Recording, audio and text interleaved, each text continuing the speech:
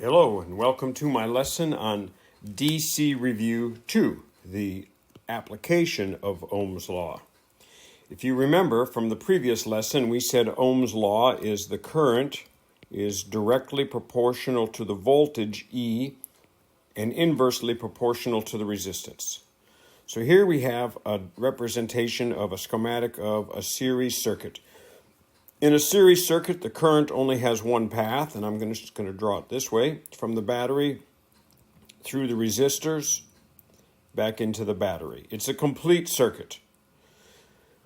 There's only one path for the current. So remember, current is the amount of electrons at any one time flowing past a point, whether that point is here or here, or in the middle of this resistor, is immaterial. It's the amount of electrons flowing past that point. Given that fact, in a series circuit, obviously, the current must be the same. And what I mean by the same is the same at all points. At any one time, there's the same number of electrons flowing at any one point in this circuit. So if the current is the same, how do we figure the resistance of this circuit? Well, if I wanted to know the resistance of this circuit, I would just add R1 and R2. So we say that that's additive. And the voltage is also additive. There will be a different amount of voltage dropped across here than here, unless these are the same size resistor, of course. That's a series circuit. Let's look at a parallel circuit. We have a parallel circuit anytime there's more than one path for the electrons to flow. In this circuit, the electrons flow through the R1 branch back to the battery, and then they also, some of them, will flow through the R2 branch and back to the battery. Now, current always takes the path of least resistance. So even if this resistor was like 10 meg and this resistor was, say, 2 ohms, the path of least resistance is through this path. So most of the current is going to flow through this path. Only a very small amount will flow through here. But some current will flow through here. There will be some. So current in this case is additive. If I want to know the total circuit current, I have to add the current for each path. So if I had, let me erase some of these, get rid of some of these lines here.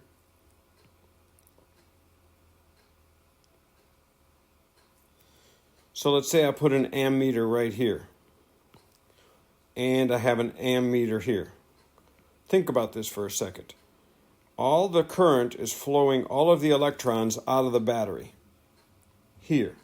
And then it splits off, and some goes this way, and some goes this way. So this ammeter, we'll call this A main, and this one here we'll call AR1. A main will be greater than AR1. There will be more current because all of the electrons flow down this leg, and only some of them flow this leg, some flow that leg.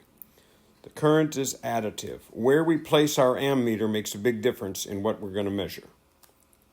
The voltage is the same across branches.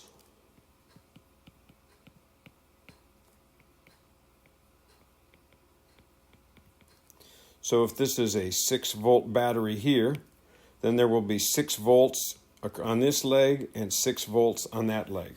It's great that things work out that way. Our house is wired in parallel. That means each branch is 115 volts.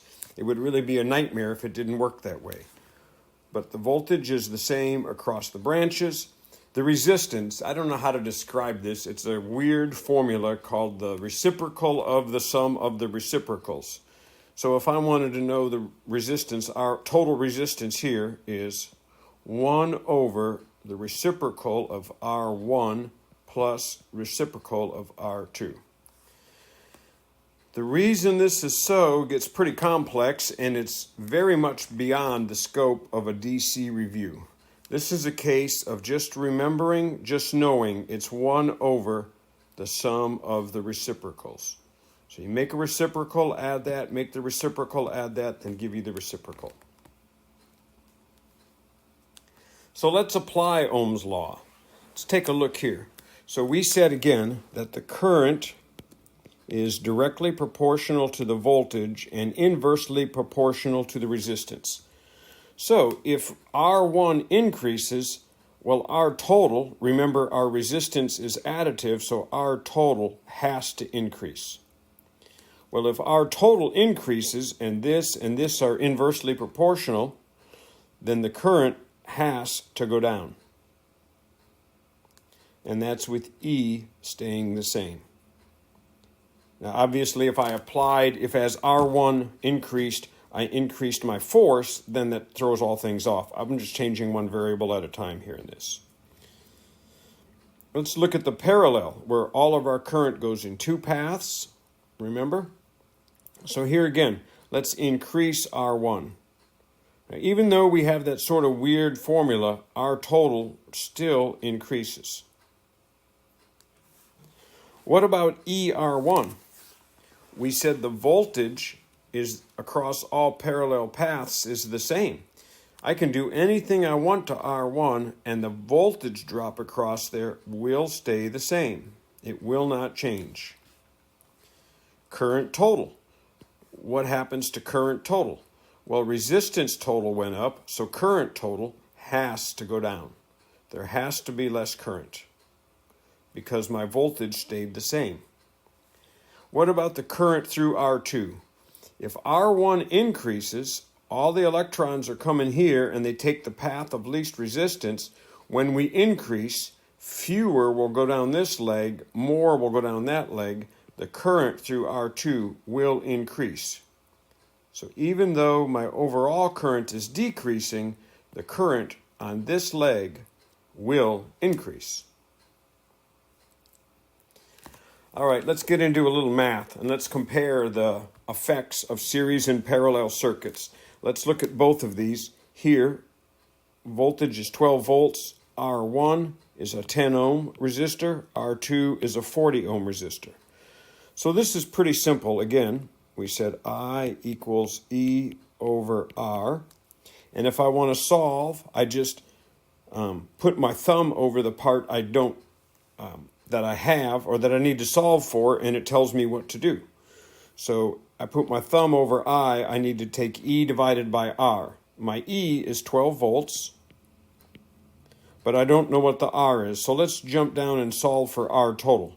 Well, R total equals 20 plus 40 equals 60. So I total is 12 divided by 60 equals 0.2 amps, or as we know, that's how many milliamps? 200 milliamps. So I've got 200 milliamps at any one point flowing through this circuit. So now I want to know the voltage dropped across R2. R2 is a 40 ohm resistor. If I want to know voltage, voltage is simply I times R. So that equals 0.2 times, that's my current total, times 40.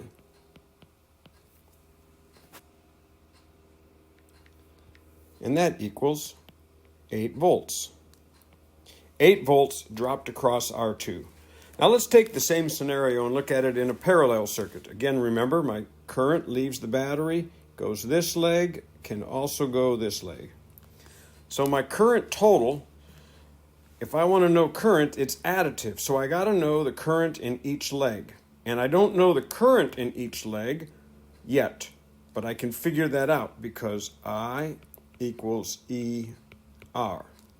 So the I R1 equals, we said 12 volts because it's all the same, and then that's divided by 12.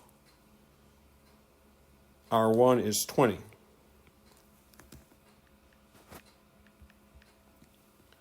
Point 6. And then here we have 12 volts divided by the same 40 ohms that we had before.